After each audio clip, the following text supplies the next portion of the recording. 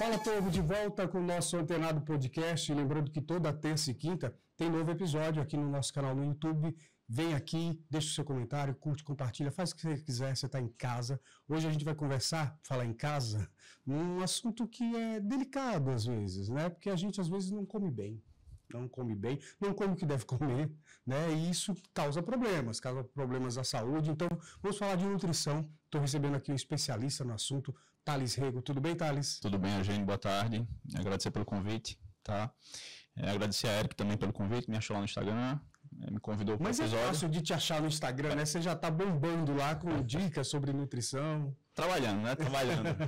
Para quem quiser acompanhar no Instagram, Thales Rego, TALESREGO, tá? Lá é onde diariamente eu converso sobre nutrição, mostro tudo que... trago tudo que eu estudo atual a respeito da nutrição, compartilho casos também em relação a pacientes também, e é a maneira mais fácil de conhecer um pouco mais sobre o meu serviço e... É lá que aparece a maioria dos seus clientes, das pessoas que buscam informação e que acabam se tornando ali clientes seus. Sim, a gente tem se dado, inclusive, muito bem... tem um dashboard em relação a dados de clientela e tudo. Em torno de 85% mais ou menos de todos os meus clientes, eles chegam a partir do Instagram.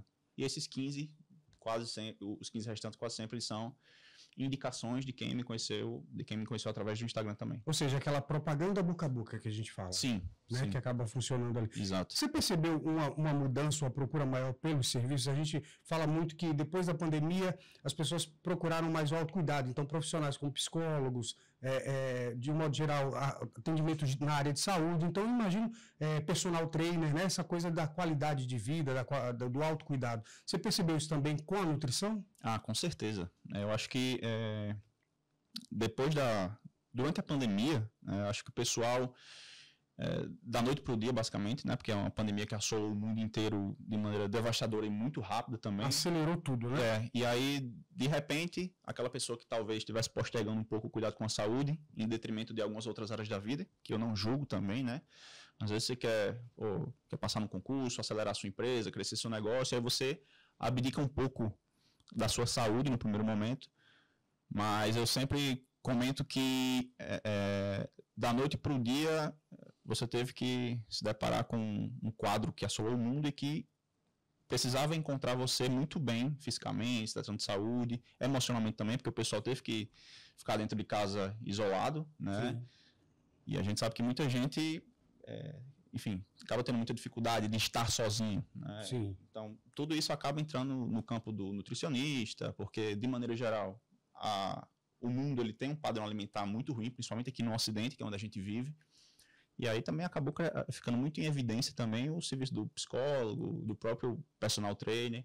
Então são três profissões que hoje no Instagram a gente encontra com muita facilidade perfis para todos os gostos possíveis de inúmeros profissionais dessas três áreas. E são áreas que vêm crescendo muito, né? E graças a Deus por isso também. Porque eu acho que uma das coisas boas da pandemia talvez foi dar atenção para esse cuidado para a saúde mental, né? O cuidado com o corpo, o cuidado com a alimentação, que talvez por muito tempo foi negligenciado, ainda é bastante, mas acho que já está diminuindo. Né? Bacana. Você falou aí de hábitos alimentares, né, principalmente no Ocidente, não muito adequados. Isso. Quais são os hábitos que não seriam adequados para nós aqui do Ocidente? Perfeito. O que é que a gente entende como dieta ocidental? Assim, nos estudos a gente encontra esses termos, né? Dieta ocidental.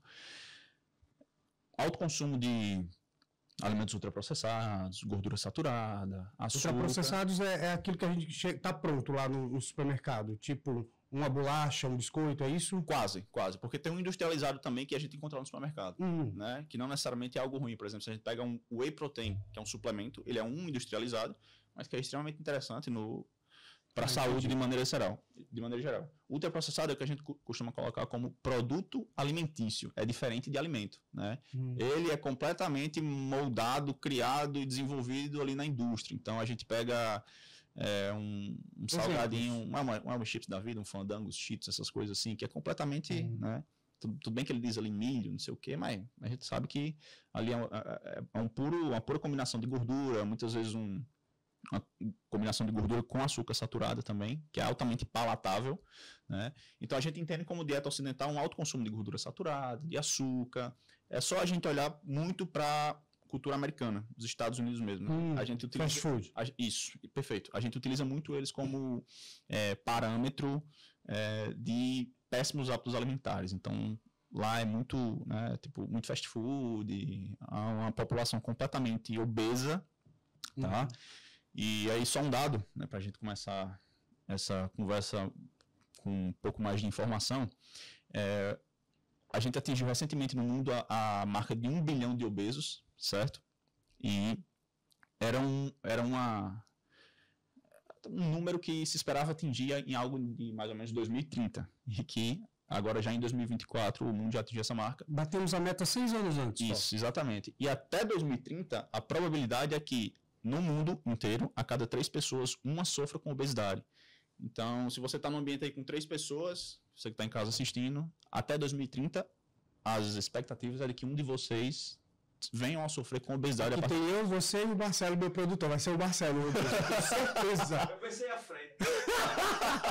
Mas, ó, eu não quero ser obeso, Deus me livre. Mas por que as pessoas estão cada vez mais com problemas, né, em relação ao peso, a sobrepeso? Engraçado que esses dias eu estava até olhando na internet, apareceu uma foto para mim, anos 70, aí várias pessoas na praia. Isso. Por que as pessoas não eram gordas naquela época? Porque realmente na foto todo mundo sarado na praia, era geral, assim. Quando a gente vai olhar uma foto hoje, tem muita gente mais cheinho ali, perfeito, com sobrepeso. Perfeito.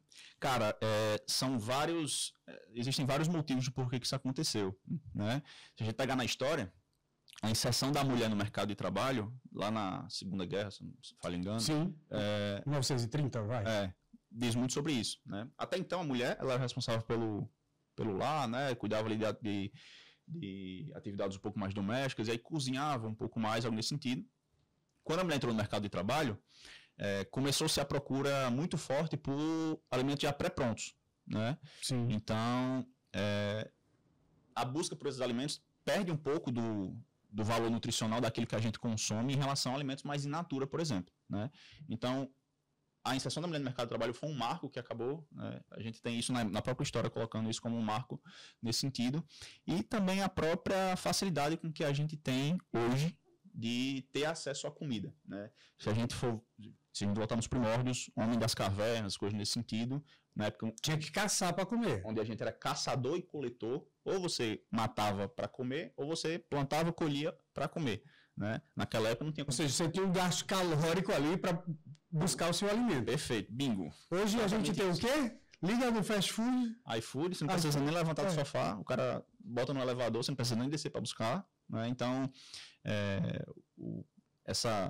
a tecnologia, ela tem seus inúmeros benefícios também, mas se mal utilizada tem os seus vários prejuízos, né? Antigamente o pessoal fazia as coisas muito mais a pé também, né? Hoje, mesmo que você não tenha carro, você tem a facilidade, e graças a Deus por isso, de no celular chamar um Uber, o carro parar na sua porta, enfim.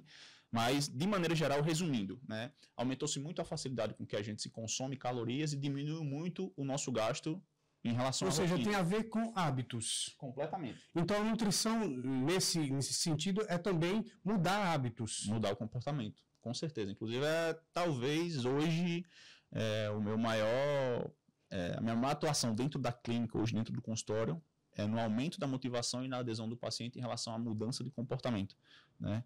Então, muitas vezes a gente resume o nutricionista pura e simplesmente a prescrição de um cardápio. É super importante, né? Você precisa ter um norte. O cardápio ele é uma ferramenta. Agora, imagine que o nutricionista ele tem uma caixa de ferramenta. E aí, se sua única ferramenta é um martelo, você vai botar um prego com o martelo, você vai tentar desparafusar com o martelo, você vai tentar abrir a porta com o martelo. Então, assim, o cardápio é importante, mas existem várias outras ferramentas com que a gente pode atuar na vida do paciente em prol dessa mudança do comportamento, né? Muitas vezes acaba sendo emagrecimento, né? O que é aquilo que mais se busca hoje em relação ao nutricionista. Isso que eu ia te perguntar. Tipo, chega na sua clínica, a principal reclamação ou desejo da pessoa quer emagrecer? Principal queixa. Principal queixa. Isso, a principal queixa acaba sendo emagrecimento, né? Quando a gente pega para analisar por trás desse emagrecimento, existem inúmeros motivos também. Tem pessoas que querem emagrecer não necessariamente só por causa do peso, mas porque quer se sentir pertencido a certo local, né? Que talvez estética que acaba valorizando muito aquela estética, sei lá, em casa, ou na família, ou no trabalho, os amigos acabam, né? Às vezes a pessoa só quer de repente, voltar a vestir uma roupa que ela vestia anteriormente. Ou mais saúde, ou chega alguém querendo saúde também. Com certeza, porque é exatamente isso que eu ia falar agora. Que é o grande ganho. No final das contas, a estética é uma consequência, né? Linkam muito o nutricionista a um puro e simples emagrecimento. Só que nem todo mundo necessariamente quer ter aquele shape escultural que a gente vê na internet de dia e de noite, né? Uhum. Então, a nutrição ela não se resume pura e simplesmente à parte estética. Então, existe toda uma parte no controle de doenças, saúde, bem-estar, longevidade, que pode passar pela estética, mas não necessariamente todo o trabalho do nutricionista se resume à estética, né? Como se a única atribuição da gente fosse deixar a mulher ou o cara mais gostoso, mais gostosa, enfim. Mas chega gente lá dizendo, eu quero ficar assim. Agora mostra a foto, assim, tipo, já teve história de gente. Eu fico imaginando, gente, deve chegar assim com a foto da revista ou do celular, eu quero ficar assim. Chega isso? Tem 3 meses pra eu ficar assim, aí mostra o corpo, foto do corpo que vem na milagre. E muitas vezes não vai conseguir, não é nem por causa do tempo, ou porque ou porque a pessoa, sei lá, precisa amadurecer muito para conseguir dar de conta dos comportamentos que exigem para chegar naquele corpo. Então, não é só fazer uma dieta, às vezes é fazer uma dieta, criar uma autonomia em relação ao treinamento, ter mais maturidade em relação a executar o treinamento, dormir melhor, e aí a pessoa precisa se organizar, se programar para fazer a dieta, enfim, nunca é só uma dieta, tá entendendo? Só que às vezes tem a própria fisiologia da mulher, né? A gente sabe que existem biotipos e biotipos, e às vezes a mulher ela chega com o biotipo A desejando o biotipo C. Né? Que ela nunca vai conseguir porque ela não tem estrutura para isso. Porque a anatomia dela não permite ela ter aquilo de repente. Tá entendendo? E aí, às vezes, onde a gente vê muita loucura na internet de cirurgia que tentou fazer isso assim, assado, e aí acabou, enfim. E essas dietas malucas, Thales, como é que elas não funcionam a partir do momento que as pessoas colocam isso na cabeça, né, como objetivo vir ali e fica adotando todo e qualquer tipo de dieta? Isso tem algum risco para a saúde? Muito, completamente, né? Porque assim, o que é que a gente, qual que é o grande problema? Por que a dieta na moda não funciona? Por que ela não funciona? Né? Ela não funciona porque a gente entende como emagrecimento bem sucedido um emagrecimento onde a perda de peso ocorre, né? Uma coisa é perda de peso, uma coisa é emagrecimento. Porque a perda de peso, você pode estar perdendo massa muscular, gordura, água, tudo junto. No emagrecimento bem sucedido, a perda predominante é de gordura, naquilo que foi embora durante o processo, né? Falar de massa magra, massa... Sim, porque implica na composição corporal. E a gente já tem muito claro na ciência hoje que massa muscular é saúde, né? Músculo é saúde, é autonomia, é força, acelera o metabolismo. Tem um pouco mais de gasto em relação ao metabolismo também.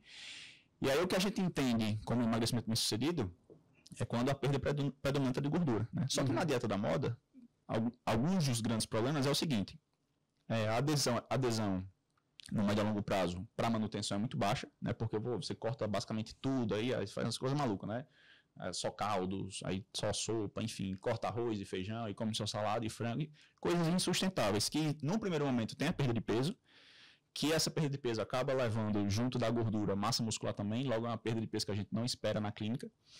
E além disso, você não consegue dar manutenção a isso no médio a longo prazo, tá? Que é completamente diferente de um planejamento que a gente estrutura, por exemplo, para Eugênio, pensado na rotina dele, nos gostos dele, nos hábitos, de maneira que Eugênio, numa situação hipotética, conseguiria perder uma quantidade significativa de gordura, né?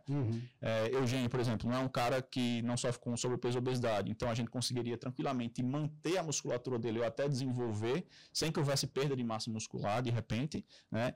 E como essa dieta seria completamente adaptada à rotina dele e que ele tem adesão, no médio a longo prazo ele consegue manter isso, né? De maneira que isso entre na rotina dele de forma tranquila. Né? Completamente diferente de uma dieta da moda. Você corta tudo basicamente, né? Você não consegue dar manutenção, a perda de peso, a qualidade é ruim, às vezes tem até o quantitativo, você perdeu tantos 15, 10 quilos, mas dentro desses 15 ou 10 quilos, você perdeu massa muscular também, aí a bagunça é grande, aí você bagunça seu metabolismo, existe o efeito rebote também, né? O que é o efeito rebote? Pronto, perfeito, vamos lá, vamos supor que Eugênio está obeso e perdeu 10 quilos, certo? Ele fez uma dieta da moda e perdeu 10 quilos, cortou tudo e cansou, né? Chutou o pau da barraca, não conseguiu mais dar manutenção àquilo, e aí ele começa com uma série de comportamentos um pouco mais compulsivos, vamos colocar assim. Não que ele tenha compulsão, mas ele tem uma série de episódios compulsivos.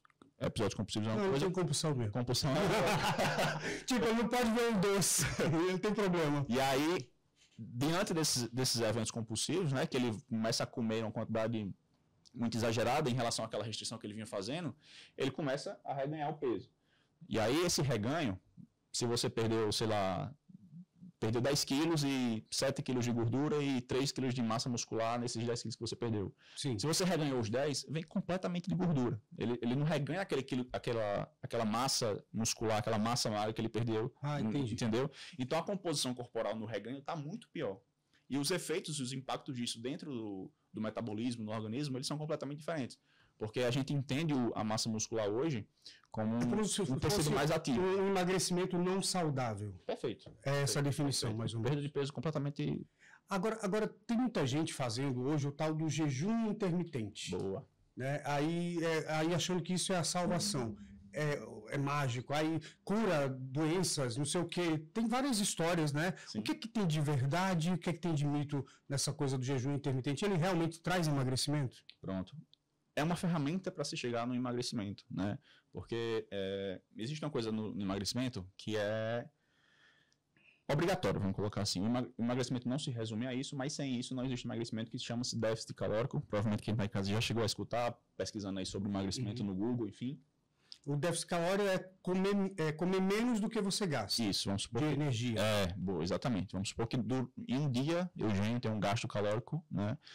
Somando as atividades, somando o próprio organismo dele, que tem um gasto por si só para se manter vivo, de 2.000 calorias, né? E aí a gente organiza ali na clínica que você vai consumir 1.500 na sua rotina. Então você está com déficit de 500.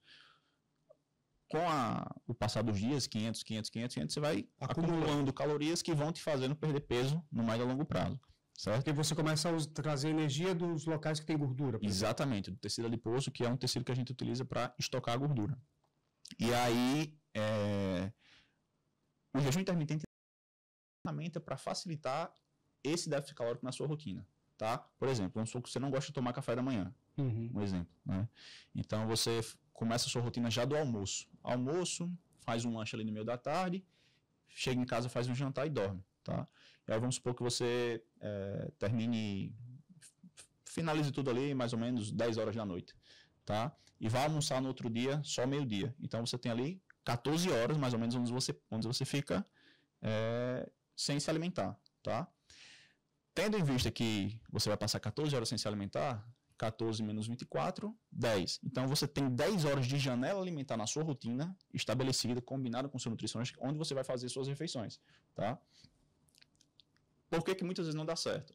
Porque muita gente faz, por exemplo, muita questão do café da manhã e pula esse café da manhã tentando se encaixar no jejum intermitente e já começa ali no almoço com muita fome, aí já começa comendo muito no almoço, aí acumula essa fome levando pro resto do dia, muitas vezes na noite, final da tarde, início da noite, chuta o pau da barraca e acaba recorrendo, às vezes, a algumas opções de jantar que não são muito interessantes. Né? Em resumo, existe aquela pessoa que tem a facilidade de fazer o jejum e tem aquela pessoa que tenta se inserir na estratégia, mas que a rotina dela, o próprio gosto dela acaba não se encaixando. Ou seja, não é indicado para todo mundo. Exatamente, é indicado para aquela pessoa que tem mais adesão, provavelmente, conversar com o nutricionista. Eu fico imaginando também assim, me corrija se estiver errado, Thales, que às vezes você tem aquela janela que você falou, a janela para se alimentar. Perfeito. E se você ficou muito tempo sem fome, tem pessoas que talvez queiram compensar o tempo que você for comendo muito. Exato. E aí você não deve comer muito também, né? Senão não adiantou de nada fazer o jejum, é isso? Sim, exatamente. Muita gente que tenta fazer o jejum sem ter essa mínima adesão à estratégia acaba fazendo o quê? Acumula muito essa fome ao longo do dia. E no momento em que tem para se alimentar, exatamente, acaba compensando, né? Então, se ele sai daquela margem que a gente estabeleceu de calorias, por mais que ele passe muitas horas sem se alimentar, ele não vai emagrecer, nem que ele, enfim. Às vezes a pessoa come, inclusive, opções maravilhosas de jantar, por exemplo, sei lá, eu vou comer aqui um jantar e vou botar bastante salada, abacate, uma carne magra, seja um peixe, o que quer que seja, mas aí, por mais que seja saudável, aquilo tem caloria, então às vezes a pessoa extrapola na oleaginosa, bota um molho na salada que é muito calórico, que leva... Ou na quantidade. Ou na quantidade também, né? Entendeu? Então, emagrecimento ele diz respeito não só à quantidade do que você come, mas também à qualidade do que você come. né? Tudo isso acaba implicando na sua perda de peso, e a forma como você faz isso dita a qualidade da perda de peso, né? Se você está treinando ou não, se você está só fazendo dieta ou não, se você está controlando o sono. A gente sabe que o sono tem um impacto muito grande, né? Porque os hormônios que regulam a fome e a saciedade, eles acabam sendo regulados durante o sono. Então, se você dorme mal, você acaba tendo... Isso acaba repercutindo no outro dia no controle da sua fome, por exemplo, né? Você acaba ficando um pouco mais reativo, mais impulsivo. E isso implica também nas suas escolhas ao longo do dia. Você tanto pode ficar mais estressado e gritar o pessoal da produção aqui, como você pode acabar fazendo escolhas muito mais piores, vamos colocar entre aspas, porque não existe alimento bom nem ruim, mas escolha muito mais calóricas. Coisas que você escolhe não pela qualidade, mas muito talvez pela questão mais olfativa, né? Mais gostosa, que acabam muitas vezes sendo as mais calóricas também. É engraçado isso que você falou, as coisas mais olfativas, mais gostosas, elas acho que alguém me falou, se você gostar da comida, cuspa. Eu acho que eu ouvi essa história uma vez, sempre que a comida é gostosa, ela vai te engordar. E é mito isso ou tem algum fundo de verdade? Cara, tem algum fundo de verdade no sentido que muitas vezes comidas muito gostosas, elas combinam gordura saturada, comidas muito palatáveis, um milkshake, um sorvete, elas combinam gordura saturada. Cara, para de falar disso. Gordura saturada com açúcar. Aí você pode fazer um frango em casa muito bem temperado, um arroz e um feijão muito bem temperado, um legume muito bem temperado e ser gostoso do mesmo jeito, né? Que é extremamente saudável.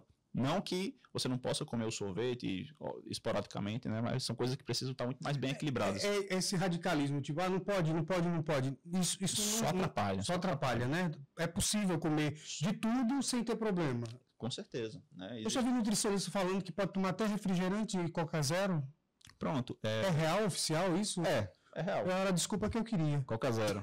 Porque É mais saudável que o outro, é isso? Que a Coca normal? Por não ter açúcar, né? Ele é isento de caloria, tá? Então, por exemplo, às vezes o cara... numa reeducação alimentar, porque a nutrição, cara, ela não é 880, ela não é preto no branco. Existem várias animações, tons de cinza aí pra gente conversar sobre a nutrição. Então, se o Eugênio chega para mim com um padrão alimentar completamente bagunçado, tomando 2 litros de coca por dia, o que é completamente comum da gente encontrar, paciente chegar na... Sério? Muito refrigerante. Caramba, tá pior do que eu. Tomando Coca-Cola no café da manhã, é completamente comum. Não. É completamente comum, tá? Então, se essa pessoa já sai de 2 litros de coca normal por dia para 2 litros de Coca Zero por dia, eu não estou querendo dizer que 2 litros de Coca Zero por dia é saudável. Mas para aquela pessoa em específico já é um grande passo, já é uma redução muito grande. Já é um ganho. Já é uma redução no consumo de calorias, principalmente vindo do açúcar, muito grande. Que se você corta naquele primeiro momento essa Coca-Cola dessa pessoa, a probabilidade dela ter adesão ao seu planejamento, que no médio e longo prazo você pode ir mudando várias outras coisas, é muito pequena dela ter essa adesão, entendeu? Se o Eugênio chega para mim no primeiro momento na consulta, no consultório, a gente não precisa sair lá com tudo resolvido. A gente precisa sair lá com... Não precisa ser radical. Não, a gente precisa sair lá com algumas soluções de problemas bem estabelecidas entre eu e você, que a gente muda naquele primeiro momento e que abre uma janela de oportunidade para a gente mudar várias outras coisas no médio a longo prazo, né? Então, uma real reeducação alimentar, uma mudança muito significativa na alimentação do paciente, de maneira que ele consegue emagrecer, manter o peso perdido e restabelecer a saúde dele a partir daquilo que ele come ou deixa de comer, é uma coisa que vai acontecer pro resto da vida. É por isso que eu sempre falo, tem muita gente que passou 25 anos, 30, comendo mal, sobrepeso. Aí quer chegar no consultório, numa primeira consulta, resolver tudo em 3 meses, 6 meses, não vai.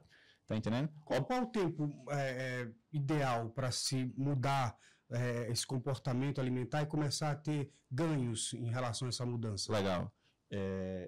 De maneira a resolver tudo, eu diria que a gente dá autonomia para o paciente, né? Para que ao final daquele tempo dele junto a mim, ele consiga dar manutenção a isso pro resto da vida. Então, o tempo para que aquilo acabe não existe, porque manutenção da saúde é pro resto da vida. Né? Só que um paciente um pouco mais motivado, que de cara ali a gente não tem muita dificuldade em relação à adesão dele ao planejamento, nos primeiros 15, 20 dias a gente já tem perda de peso, ele já melhora o sono, já começa a tomar mais água, então ele já fica um pouco mais disposto. Quando a alimentação encaixa na rotina dele, ele já começa a treinar com um pouco mais de intensidade, começa a progredir carga. Então, tudo vai se somando para que a qualidade de vida vá acontecendo. Você falou em treino aí. É possível emagrecer sem ir para academia ou só a alimentação dá resultado? Perfeito. Eu sempre falo que a dieta, ela dita o emagrecimento, né? Se ele vai acontecer ou não. E o treino, ele dita a qualidade do emagrecimento, né? Porque uma coisa é você perder, sei lá, você começar um planejamento alimentar, uma dieta, uma reeducação alimentar, e você pode sim, você consegue perder peso só pela dieta, né? Só que a qualidade da sua composição corporal, né? Tipo, você consegue criar um ambiente ali, ou seja, no seu organismo muito mais interessante a partir do treinamento, porque o treinamento ele vai sinalizar com mais eficiência, não só essa queima da gordura, como a gente conhece, mas também a construção de massa muscular. Uma pessoa que precisa perder muito peso e que ela entra com um déficit calórico um pouco mais brusco, né, maior, assim, mais agressivo, você consegue a partir do treinamento sinalizar para manter essa massa muscular também. Então, a composição corporal de quem treina e faz dieta, ela é muito mais interessante do que aquela pessoa que somente faz dieta, né?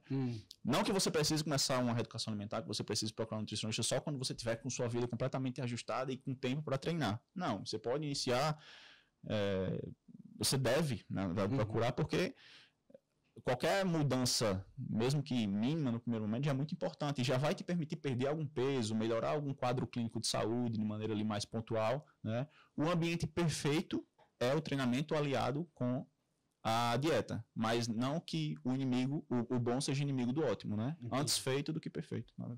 Boa, antes feito do que perfeito. Thales, como é que começou a nutrição na sua vida? Você sempre quis ser nutricionista ou em algum outro momento você pensou em ser outra coisa? Ah, legal, cara. Interessante essa história, porque até os 20 anos, mais ou menos, eu joguei futebol e eu queria ser jogador e tal. Qual a posição?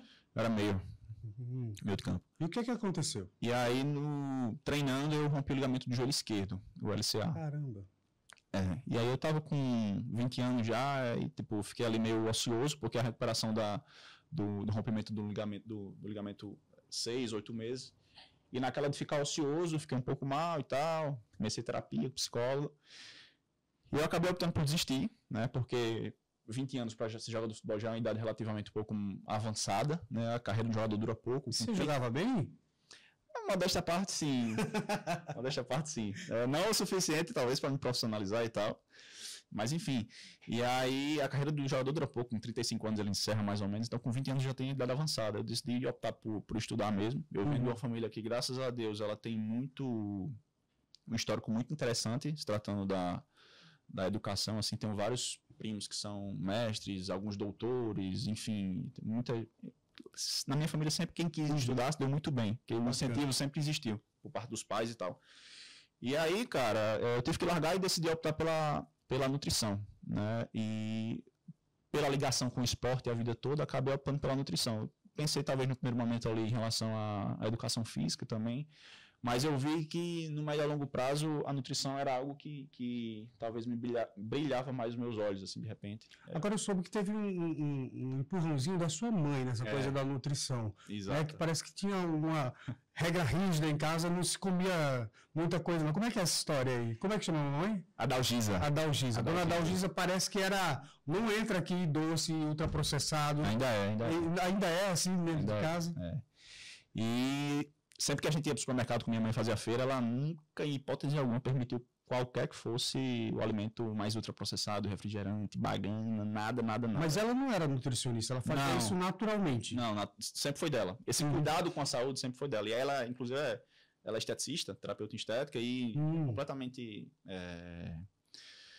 vaidosa em relação à pele, ela trabalha com isso, então se cuida muito, enfim. Então, esse cuidado... E ela entendia que o alimento ali trazia, inclusive, benefícios para a estética. Completamente. Então, esse cuidado com a saúde sempre foi algo muito inerente a ela. Ela sempre fez muita questão de deixar a mesa muito robusta com coisas que a gente sempre entendeu como saudável. Então, em casa, a sobremesa era salada de fruta, tipo, tomava café da manhã... Eu morava com minha avó, a gente morava era 2 casas num muro só, e eu atravessava o muro, bem coisa do interior mesmo. Atravessava o muro e estava na casa da minha avó. Então eu tinha muito hábito de tomar café na casa da minha avó. Por quê? Porque ela comprava um pão quentinho do dia, interior é muito fácil ter acesso ao pão da padaria, quentinho ali. Você é de Portos Ferros? Portos Ferros, isso. E café com leite e passava muita margarina, muita manteiga. E naquela época, né, a gente tinha um entendimento de que a margarina era algo muito prejudicial e tal. Ixi, ela era briga, porque eu comi margarina, botei margarina no pão, e o café com leite tinha muito açúcar. Então, assim, ela sempre teve muita preocupação. E na minha casa nunca entrou refrigerante, bagana, bala doce. E quando eu ia para casa dos amigos, era libertador, né? Porque as mães, né, eram um pouco mais permissivas que a minha, não estou julgando. Mas eram mais permissivas do que a minha. E você aproveitava? Eu aproveitava, era refrigerante no almoço, chocolate. Café da manhã tinha Nescau, Toddy, essas coisas, nada que tinha na minha casa. Eu com 7, 8, 9 anos tomava leite, café, né? Minha família tem sítio no interior, então leite direto da vaca, isso sempre foi muito mais acessível no interior do que aqui. Tá vendo, dona Dalgisa? Graças à senhora temos um nutricionista na família. A senhora fez bem aí. Graças a Deus. Agora, onde é que você se imagina daqui a alguns anos com o seu trabalho de nutrição? Qual que você acha que é a sua missão? Né? A partir desse trabalho que você desenvolve, de tentar mudar o comportamento das pessoas em relação aos alimentos. Legal, Eugênio. Muito boa essa pergunta. Um hábito que eu desenvolvi enquanto nutricionista, né, muito pela preocupação que eu tenho com os meus pacientes, é de estudar. Né? Então,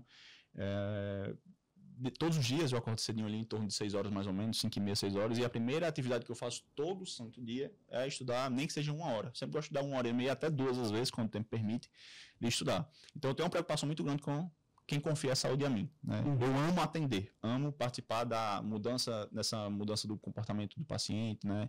E não quero parar de atender, né? Mas muito pelo meu gosto com o ensino, eu penso, talvez não agora, mas eu penso em talvez um mestrado, não sei, mas lecionar talvez é uma coisa que me enche muito os olhos, né? Eu tenho muito respeito máximo com o professor, tipo, admiro demais e amo estudar, adoro assistir aula, gosto de ensinar também. Minhas consultas, elas costumam ser não maçante no sentido do que a gente, daquilo que a gente conversa, mas elas costumam durar bastante, porque eu gosto de esclarecer o máximo possível o meu paciente. Didático ali. Eu gosto de esclarecer o máximo possível o meu paciente daquilo que ele está passando e de como que a gente vai resolver isso. Tá entendendo? Então, ensinar é uma coisa que me encanta muito, né? No médio e longo prazo, talvez eu pense em palestrar, lecionar, não sei. Mas eu não quero deixar de atender porque eu amo atender. Eu gosto de estar nesse tete-a-tete aqui com o paciente, talvez uma conversa um pouco mais de bar ali, brincando, rindo no consultório, mas em prol de algo muito importante para ele, que é saúde. Né? O que é que um nutricionista come? Tudo, de tudo. Você tem cuidado com sua alimentação? Sim. Tipo, você segue uma rotina? Tem gente que até pesa os alimentos. Você faz isso? Como é que é? Pronto. As principais refeições eu costumo pesar. Por exemplo, almoço, arroz e feijão ali, que são... Tem que dar exemplo, nutricionista? Eu acho que, se tratando é interessante, né? Você viver aquilo que você prega. Né? Talvez... Eu treino todos os dias, religiosamente todos os dias. Sempre treinei, porque fui atleta a vida toda também. Mas esse cuidado com a alimentação, ele acaba se tornando um pouco automático. Né? Porque, de tanto que a gente vive e convive com isso, então, a principal refeição ali, sei lá, um almoço, arroz e feijão, eu peso. Mas, vou fazer um café da manhã, tipo, coisas mais unitárias, um pão, um queijo, um ovo, tanto de leite, sei lá, bater uma dose de whey com a fruta. Nem tudo, você acaba treinando muito o seu olhar para ver as quantidades de quanto tem ali, né? Mas é interessante, porque você consiga ser um exemplo daquilo que o seu paciente está buscando, talvez. Talvez não faça tanto sentido eu pregar saúde, se a minha vida talvez não esteja muito alinhada nesse sentido. Né? O que não quer dizer que eu não possa, talvez, sei lá, tomar uma cerveja no final de semana, que é uma coisa que eu adoro. Né? Vou para a praia, de manhã acordo, estudo, corro. Adoro um pastelzinho, uma friturinha com cerveja, comida de boteco, putz, muito, gosto demais. E tenho, ocasionalmente, no final de semana eu faço isso, mas primeiro eu faço a obrigação para depois o querer. Né? E acho que... Thales, alimentos que nunca se deve comer, 2 alimentos pelo menos, e 2 que se deve comer sempre. Cara, pronto. Vou responder, mas com uma ressalva, tá? Alimento que não se deve comer nunca, mas para quem, por exemplo, né? Eu já abordei esse tema. Por quê? Porque eu já abordei esse tema no meu Instagram e abordei esse tema tentando fazer o pessoal sair um pouco da bolha e enxergar além daquilo que daquela rotina talvez que a gente vive, né? Porque às vezes um alimento que ele é realmente prejudicial em relação ao impacto que ele tem na sua saúde, ele pode ser completamente interessante para o cara que está ali na esquina, morador de rua, que está 2 dias sem comer. Então, tipo, uma salsicha, por exemplo, que é um completo, é um alimento bem desinteressante, nutricionalmente falando, né? Miojo, que não é lá Meu Deus, mas um cachorro quente de festa de aniversário é tão bom, cara. Tá entendendo? Então, às vezes, não dá. Você chega em festa de criança, é tanto cachorro quente, eu fico assim, caraca. Entendeu? Então, assim, cara,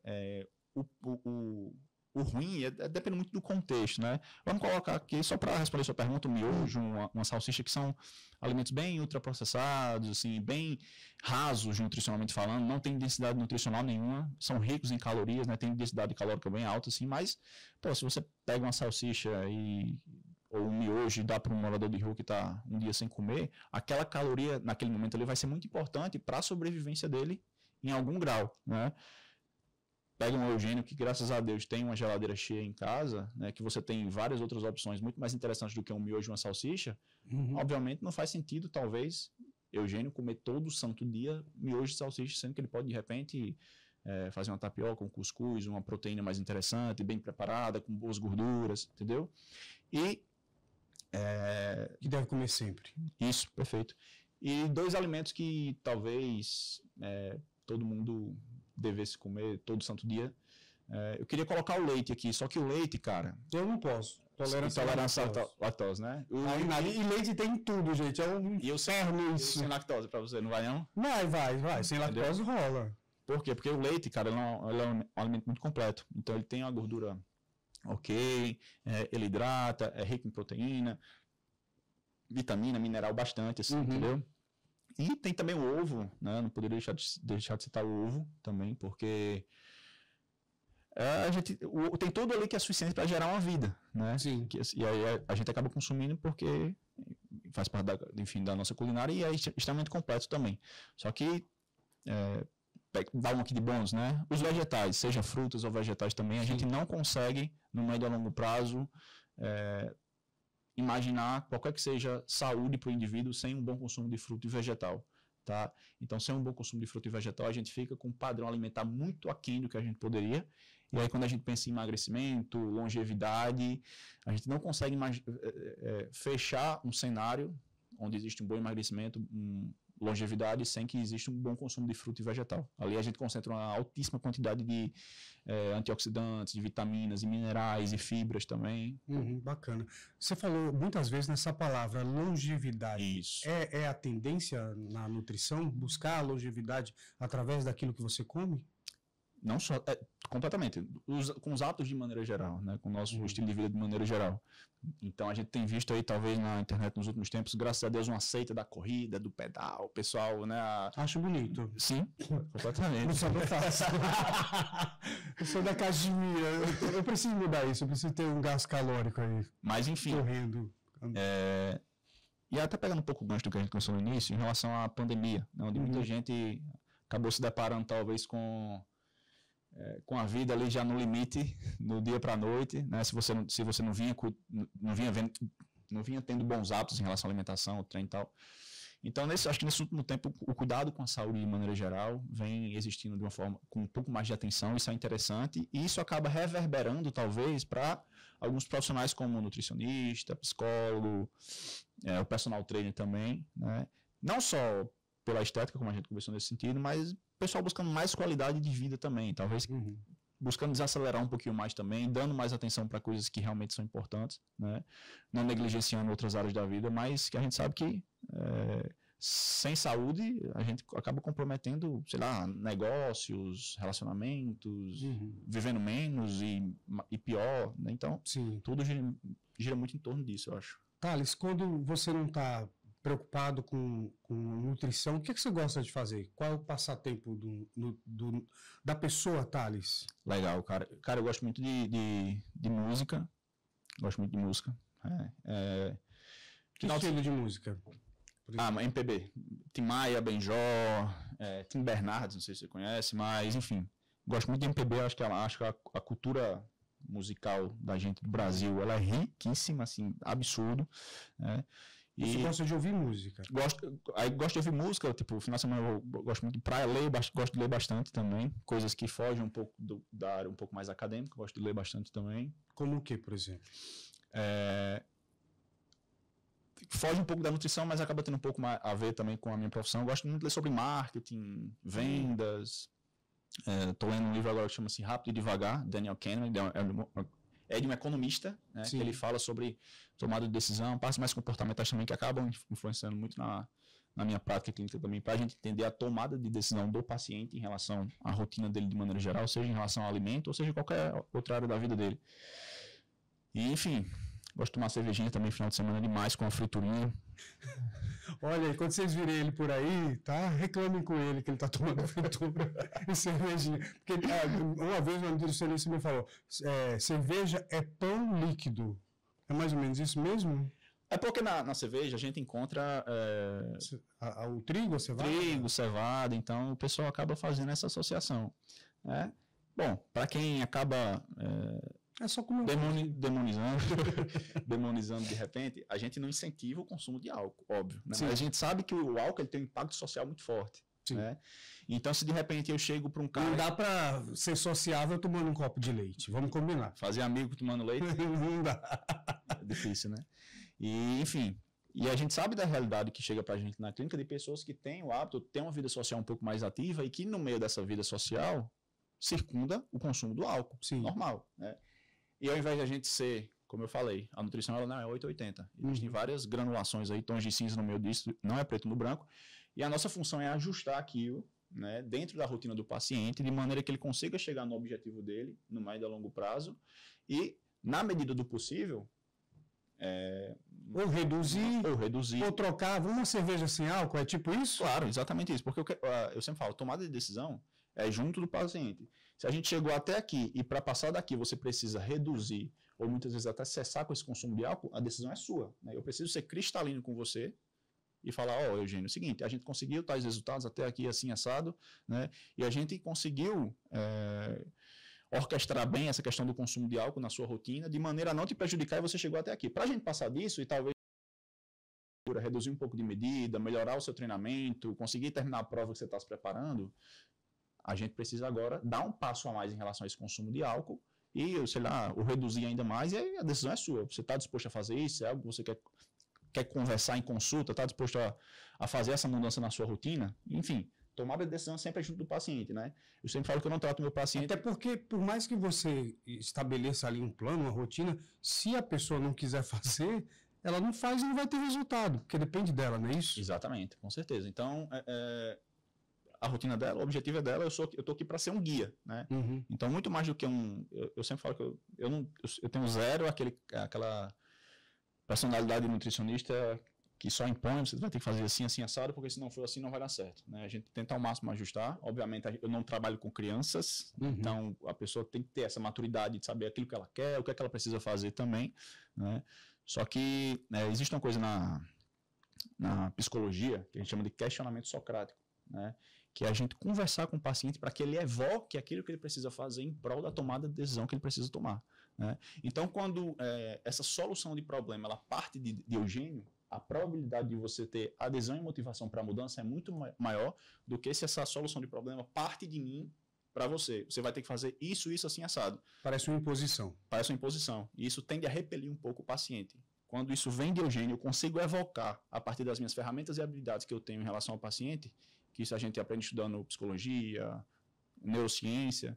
Quando você evoca disso, a probabilidade de você engajar no novo comportamento é muito maior, né?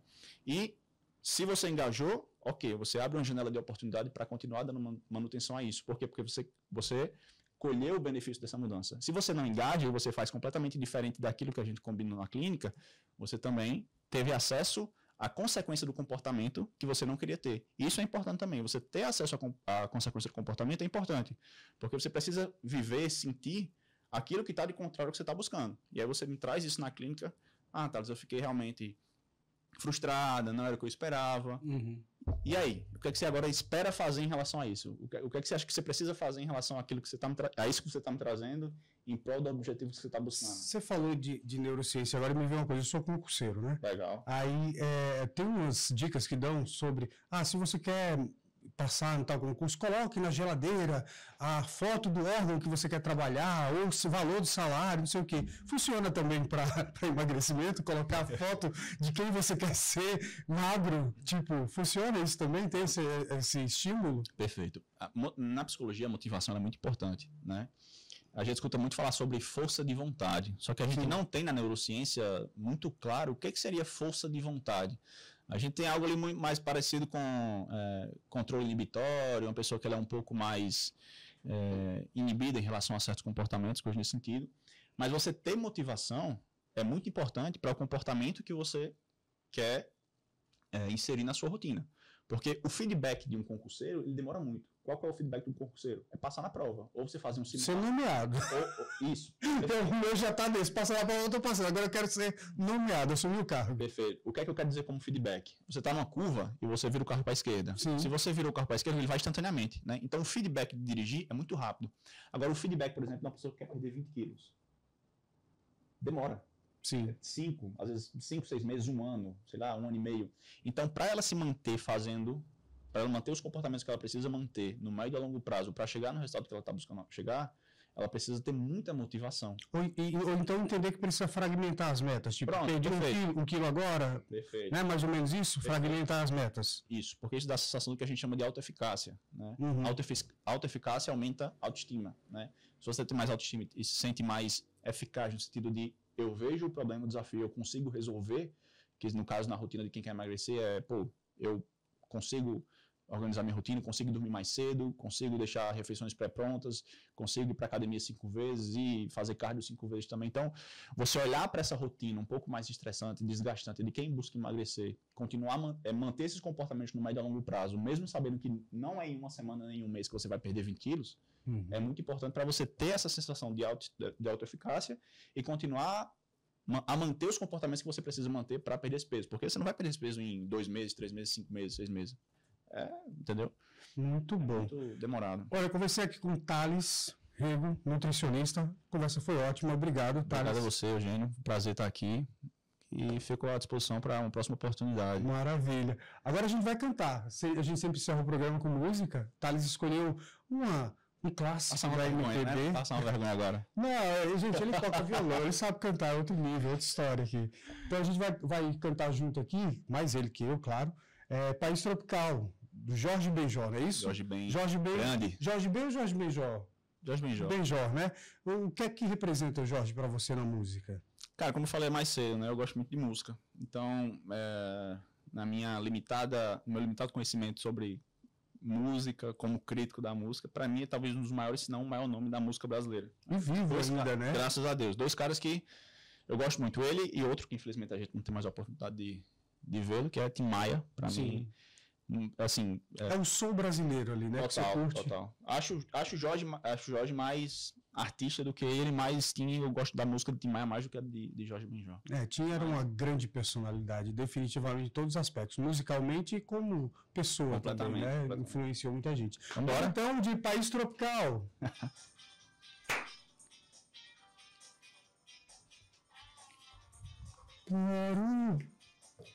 Um país tropical, abençoado por Deus e bonito por natureza, mas que beleza! Fevereiro, tem carnaval,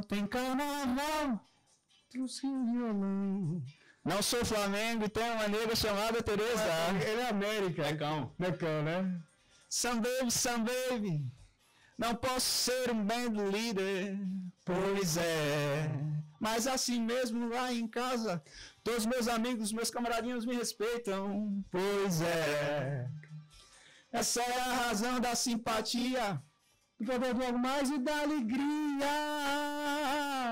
Moro num país tropical, abençoado por Deus e bonito por natureza, mas que beleza, fevereiro. Fevereiro tá chegando, o pessoal quer emagrecer, né?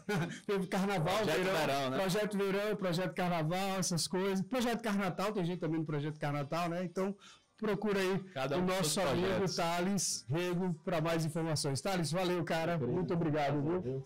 Show de bola. Tchau, gente. Obrigado pela companhia de sempre. Estamos de volta depois com mais podcast Antenado. Até lá.